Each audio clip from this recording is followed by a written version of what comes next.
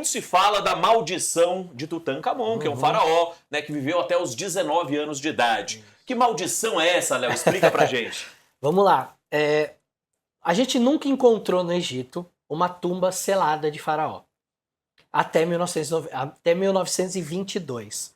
A egiptologia já era uma febre no mundo naquela época, mas ninguém nunca tinha encontrado, porque você entrava, estava tudo saqueado. Então você encontrava restos, às vezes restos de uma múmia, como foram encontradas múmias inteiras. Múmia de Ramsés II, esse que eu acabei de falar, foi encontrada a múmia inteira. Mas o Tutankhamon foi a primeira vez que a gente encontrou uma tumba de um faraó que não tinha sido saqueada. Porque a tumba dele ficava embaixo de uma outra tumba, e no lugar onde ela está no Vale dos Reis, provavelmente ela sofreu um processo em que muitos detritos das montanhas ficaram ali e ela ficou escondida. Então, como os caras cavaram uma tumba e falaram, aqui tem uma tumba, falaram, beleza, mas ninguém olhou embaixo. E aí um menino com um burro estava passeando ali, quando quebrou ali um lugar, ele abriu um buraco e aí o Howard Carter, que era o arqueólogo, achou a tumba e entrou. Quando ele entrou, ele encontrou tudo lá dentro.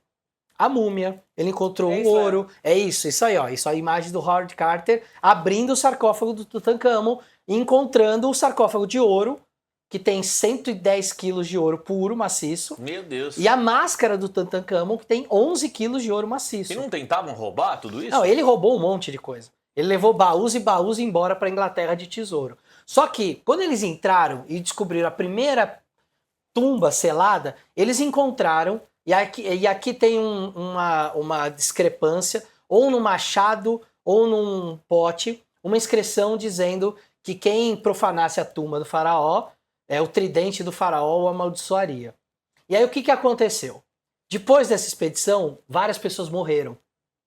E aí eles associaram isso a uma maldição. O Lord Carnarvon, que foi o Lord inglês que financiou a expedição, ele não foi lá, ele não entrou, mas ele morreu logo depois.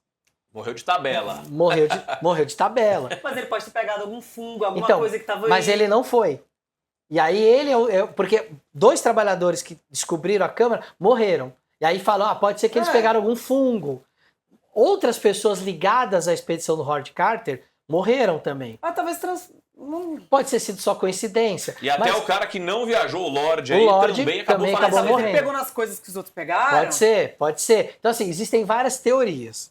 Na prática, ninguém consegue comprovar de dizer, olha, qual, Léo? Eu acho que foi uma junção de coisas. Eu acho que talvez os caras entraram ali num ar que estava fechado 3.000 anos, pegaram um fungo e alguém ficou doente e morreu, e aí depois disso outras pessoas acabaram morrendo por causas naturais, e aí a mídia na época foi muito sensacionalista, porque a gente está falando de uma das maiores descobertas da história da humanidade.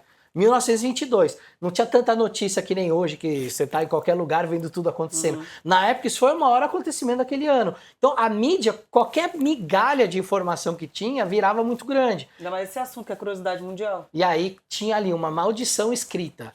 Ao mesmo tempo, pessoas começaram a morrer. Então, assim, gente morreu ali por causa do fungo? Talvez.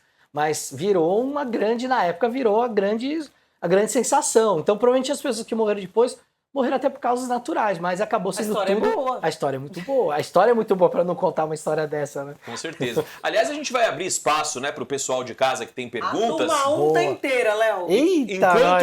Aí a Gi vai ler ali, enquanto o Leque vai colocar as perguntas, só perguntar para você, Léo, é verdade que quando dizem, né, olha, será que realmente as pirâmides foram construídas por mãos humanas? Será que não teve nada que não possa ser explicado extra, né, proveniente de extraterrestre ou algo sobrenatural e tal? É verdade que o pessoal lá do Egito fica extremamente ofendido com esse tipo de colocação? Fica, cara. Fica porque, assim, a maioria das pessoas que trabalham nos lugares turísticos, eles são os arqueólogos que trabalham nas escavações. Não é um cara que o governo colocou lá funcionário, não é o funcionário da Disney que você chega lá. É um cara que normalmente é uma equipe de arqueologia. Tanto é que eles têm orgulho de contar lá, olha, isso aqui é tal coisa. Eles às vezes até funcionam meio como um guia paralelo contando. Se você fala pro Egito esse negócio de ET, de duas uma, eles vão rir, e aí eles vão pensar que turista otário, que burro, ou ficar ofendido. Ou ficam ofendidos. Fala, como assim? Você acha que meu povo não construiu isso?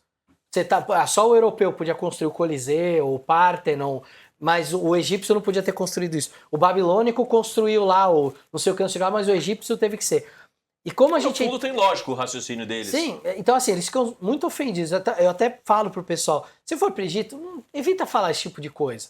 Ouve o que os egípcios falam, alguns guias até exploram isso, de falar, olha, quem sabe não foi alguma coisa de outro planeta, porque eles sabem que os turistas gostam disso, mas a maioria dos egípcios, eles têm muito orgulho do país, eles têm muito orgulho das construções, dos antepassados deles. Então assim, é o tipo de coisa que falar lá no Egito é bem ofensivo, e não tem nada, nenhuma evidência de que teve uma mão estrangeira, quanto mais alien lá.